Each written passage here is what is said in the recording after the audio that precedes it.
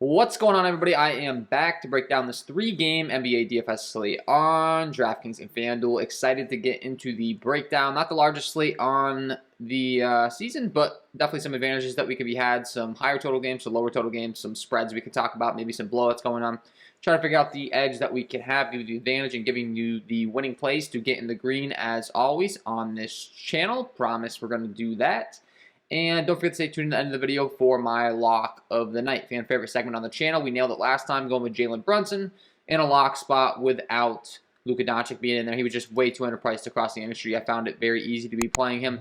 Had a very bad first half too and was still able to get there in the second half. So always good to see. Ended with the fire next to his name on that DK app and did a good job on FanDuel as well. So that's obviously the goal every time. Quick reminder, if you are getting very serious about NBA DFS, I would highly recommend my NBA DFS premium package over here on Patreon. You get access to all of the premium tools that I use when building my own NBA DFS lineups, my premium NBA projections, NBA data sheet, player stats, team stats, play context stats, core plays, and my NBA Discord chat access. And for all of the month of December, even back on the holidays, you can hop in the Discord package for only $1. It's typically a $10 value. Giving back to you guys all month of December, so check that out. And this video is brought to you by Parlay Play. If you're not familiar with the format, hop on over here to Parlay Play today. Use the link down below in the description. Use code KJK003. They have over/under challenges, player props, more or less. You can win up to 3x your entry, 6x your entry, 10x your entry, depending upon how many picks you pick. And we will be doing the KJK DFS Bankroll Challenge later on tonight on the live stream. We are 3 and 5. We started with $10. We're up to $40. So make sure you tune into the live stream for my pick today. If you want to go ahead and make your own picks, though, check it out. You will get your first deposit match up to $50 instantaneously. You also get 2 risk-free $5 entries when you do sign up today using code KJK003. Use that link down below in the description. I'll also be commenting it and pinning it at the top of the comments for each video. We'll check out Parlay Play. It's a fun little format. Like I said, we're 3 and 5, and we have quadrupled our bankroll. So you can definitely be successful over there without being perfect. Check them out. And with that being said, let's go ahead and start getting into this breakdown, guys. 3-gamer. First game on the slate, we have Toronto taking on Brooklyn. This game right now, as far as the total, comes in with a total of a 217 over under 8-point spread in favor of the Brooklyn Nets. So not exactly expected to stay close. Brooklyn expected to win this one fairly easily, which is a little bit scary, obviously. As always, when I say as I always say with these games, if you are playing someone on the Brooklyn side, you're probably going to want to run it back with someone on the Toronto side. Just naturally, with a spread like this, someone's going to have a big game on the other side for it to stay close. Kevin Durant having a really big game last time. I'll keep in mind there was no James Harden, so I don't expect that to really carry over too much to this game. While he should have a big game, the usage won't nearly be as high.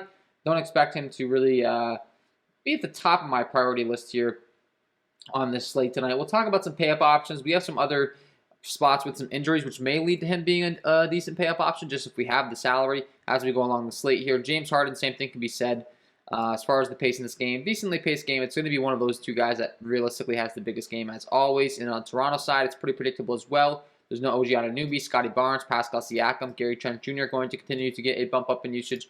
Be valid plays that are getting a lot of minutes, a lot of playing time. Chris Boucher continues to be a guy a lot of people continue to go back to. He's only played 22, 27, and 22 minutes, though, is the problem for me. And he's probably going to get a lot of ownership, and his price tag continues to increase. So he certainly could blow away this price tag if he's given the minutes. He just hasn't really been. He's been in the low 20s or so, which is a little bit scary to me. I'd much rather just stick to the main guys, like Gary Trent Jr. or Scotty Barnes, like I said, or Pascal Siakam, and really load up on them to keep this game close. There is no Precious Achiuwa. There is no Kem Birch, so obviously that's where Chris Boucher appears to be a good play, but he just continues to not really get the minutes. So I'm probably going to maybe pivot to some other guys, do some digging on the rotation. Svi Mykhailiuk played 20 minutes last time. I'd much rather play him at a cheap price tag of only 3.2. And there's probably some other guys, too, in the Toronto side. As we continue to deep dive and get into the slate that I'm sure that I would be looking to go to. As far as the one that's grading out the best of me right now, I do like Fred VanVleet quite a bit at his price tag at 8.6 over here on DraftKings, specifically with the amount of minutes he's playing and everything. He's practically playing 38 minutes a game typically when the games stay close. So he's certainly going to be a priority for me as a run back option on the Toronto side of things. LaMarcus Aldridge is a decent secondary option for Brooklyn as well, but once again, we're dealing with a minutes issue. He's going to have to produce at a high rate, which he does, but if he gets in foul trouble or something like he did last time, 4 fouls, and he gets removed from the game, you're going to be kind of in trouble with where he is priced right now across the industry. And lastly, Cam Thomas was a good play, with there being no James Harden. He's going to continue to, I think, to get quite a few minutes here. He's someone that some people could be looking to. And he does grade as a pretty decent play for me. Not nearly as good last time with there being no James Harden, but a decent play. And another guy I'd be willing to take a look to would be a Nicholas Claxton, all the way down to 3-1. He played 23 minutes last time out. If he's continuing to see that many minutes and only 3-1, I do think he is an intriguing option. So, good breakdown of that game. Golden State Warriors taking on the New York Knicks, second game on the slate as far as the total in this one. This game comes in right now with a 211 over-under with a 4.5-point spread in favor of the Golden State Warriors. So, expected to stay close. Not exactly the fastest paced game in the world, though. The Golden State Warriors have been very good defensively all season long. Looking at my premium content over here, my defensive half-court putbacks tool, you can see that Golden State is the #1 team overall in points per possession rank, meaning they are the best defense in the league. So not exactly a team that I have been playing a lot or targeting against, just because they seem to be in some slower paced games. Stephen Curry priced up so much now that it's going to be very difficult to want to play him in this game environment. He's put up 30, 36, and 45. That's just really not that great at his price tag right now, so it's kind of difficult to really want to promote him. Julius Randle up to 9.2. Same can be said to him. He's been putting up right around the mid-30s for DraftKings points. There is no RJ Barrett in this one, so that should give him a big bump up. I would have some more interest in him for sure, but specifically Quentin Grimes, he got to start last time. He's going to continue to start with there being no RJ Barrett. He played 40 minutes, put up 42 DraftKings points, and he continues to be priced at only 3.8, so that's definitely a pricing error on DraftKings part if he's going to continue to have this role. And someone that's certainly making a lot of sense to me to be playing in your lineups, because if you're going to produce at that higher rate and continue to see your price tag not go up, obviously you can take advantage while we can.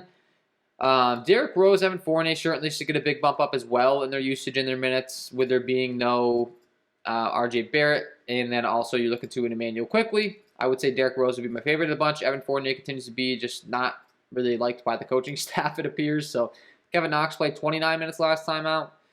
A game was an absolute blowout, though, so it's a little tough to trust that rotation, but I do think that the Knicks are going to lean a little bit on some of those cheaper guys now that there is no RJ Barrett. They could be intriguing tournament plays. And let's be honest, there's a pretty realistic chance that Golden State could blow them out. So if that happens, obviously you get that blowout run. On the Golden State Warriors side of things, I continue to like Jordan Poole the best at his respective price tag. At the upside, at his price tag in the mid-5K range, he could certainly do a lot better than that on any given night. So he grades out as a great play to me on FanDuel. On DraftKings. We'll talk about FanDuel after, but he's probably my favorite option in this game, followed up by Julius Randle as of now, with there being no RJ Barrett. Those are the two guys I'd really like to have the most exposure to in this second game. Last game on the slate, we have Phoenix taking on Portland. There's no CJ McCollum, no Devin Booker, no DeAndre Ayton. There's going to be a lot of usage to go around on this Phoenix side of things, with there being no Booker, no Ayton. Chris Paul becomes a priority for me at 8.4. Should take on a much larger role here. Taking on a Portland squad that's been pretty dreadful defensively all season long. Looking at my premium content over here with the defensive half-court and putbacks tool, they are 28th overall in the league in defensive points per possession rank, 29th in half-court points per play given up, and 21st in putbacks, which leads us to another value play in JaVale McGee, who continues to see his price tag at a pretty low he's a pretty low price here, and there's no DeAndre Ayton, so he's going to be a pretty easy plug-and-play. He's only played 25 and 26 minutes the last two times out, has still put up an easy double-double in both those games, 48, 31 DraftKings points. And like I said, it's not as if Portland has been all too good on the glass this year, so he's certainly going to be a viable play. And then some other guys you could look to is Mikal Bridges, a Cameron Johnson, a Cameron Payne. They both grade out as very good plays for me in this one. So certainly going to be leaning pretty heavily on them for value. And pretty heavily on this team overall in Phoenix. I like JaVale McGee. I like Jay Crowder as well at 4.2 over here on DraftKings. He's playing a lot of minutes, seeing a lot of usage. So certainly a lot of guys to be targeting. They get a good matchup taking on Portland, as mentioned. Cameron Payne, certainly a viable play. Cameron Johnson, certainly a viable play.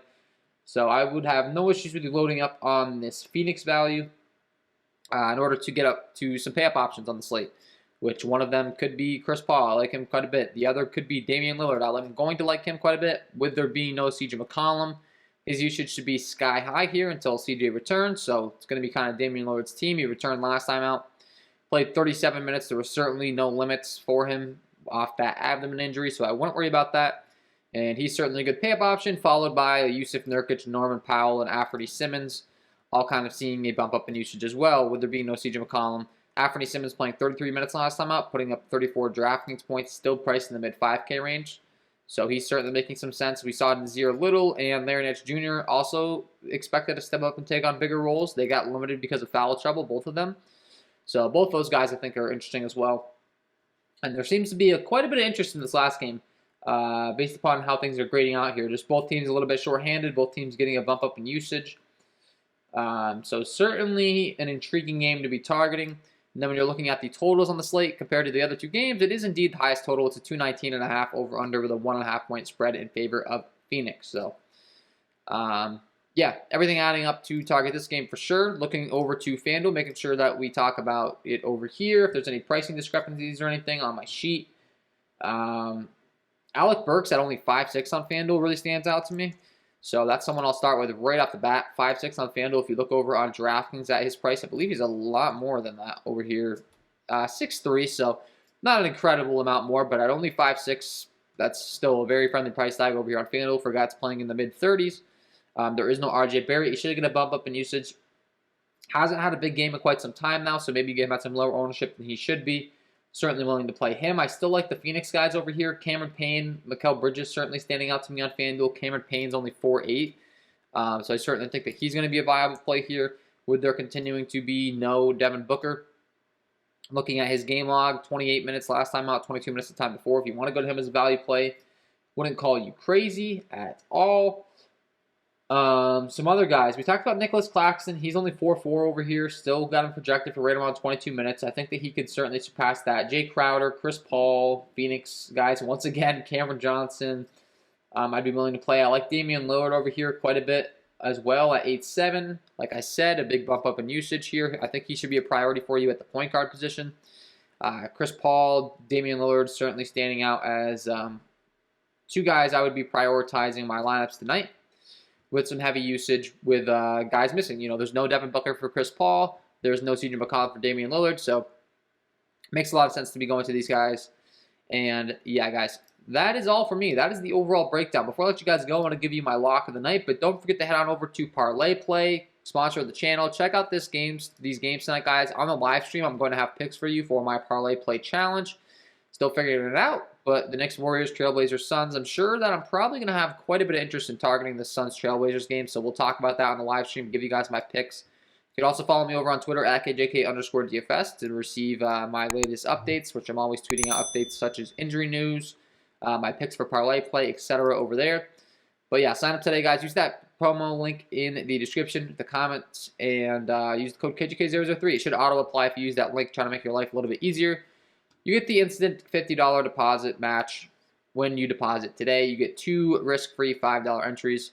Well worth trying it out, guys. So with that being said, before I let you guys go, got to give you my lock of the night. Let's get into it.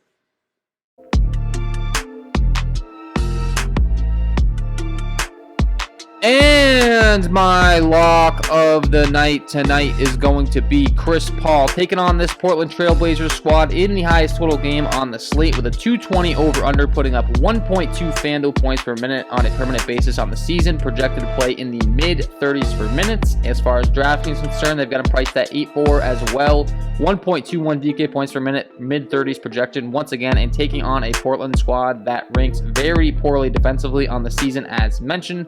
Look at my defensive half-court and putbacks tool here. Overall, 28th in the league, 29th in points per play rank, and 21st in putbacks.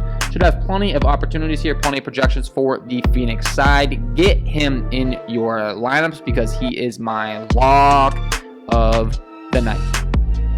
So there you have it, guys. Chris Paul, get him in your lineups. And that is all from me in this one. If you did enjoy the content, if you could please take a second to leave a like on this video, subscribe to the channel, hit the notification bell so you don't miss any future content that I upload. That would be greatly appreciated. Check out the KJK DFS Premium Package at a discount this month for the Discord package. Only $1. You can sign up for that. Patreon.com/KJK_DFS. I'm also going to include a link in the description. And check out the KJK DFS NBA package if you are getting very serious about NBA DFS. You get access to all my data sheets, the player stats, the team stats, the play context stats, and my core plays, of course. Wish you guys all the best of luck tonight. See the live stream. Hopefully, if not, we will see you in the next one.